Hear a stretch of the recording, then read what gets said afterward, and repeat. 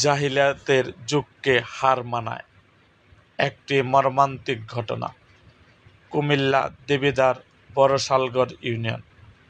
বড়শালগড় মন্ত্রীবাড়ি মরহুম কাশেম ভূঁইয়ার দ্বিতীয় সন্তান করিম ভূঁইয়া 1 মাস 4 দিন আগে নিখোঁজ হয়। আজ ওনার মরদেহ উদ্ধার করা হয় রসুলপুর গ্রাম থেকে।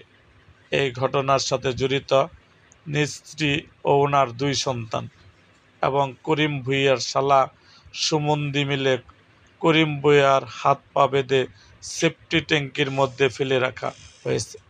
বড়শালগড় ইউনিয়নের সাবেক চেয়ারম্যান জনাব মরহুম নজরুল ইসলাম জানু সাহেবের বড় সন্তান নজরুল ইসলাম জুয়েল ভাইয়ের নেতৃত্বে পুলিশের সহায়তা নিয়ে করিম ভূঁইয়ার শ্বশুরবাড়ি রসুলপুর গ্রাম থেকে উদ্ধার করা হয়। এমন নিকৃষ্টতম কাজ স্ত্রী সন্তান হয়ে কিভাবে করতে পারল? আপন বলতে কে আছে আর পৃথিবীতে? নিজ স্ত্রী সন্তান ও আপন হয় না। কার জন্য দিন রাত ছুটে চলা, গাদার খাটুনি খেটে তিলে তিলে বড় করা মানুষের বিবেক আজ কোথায় গিয়ে দাঁড়িয়েছে? এরকম আরও ভিডিও পেতে আমাদের মুক্তাগাছার ইতিহাস মিডিয়া ইউটিউব চ্যানেলটিকে সাবস্ক্রাইব করুন এবং পাশে থাকা বেল আইকনটি বাজিয়ে দিন।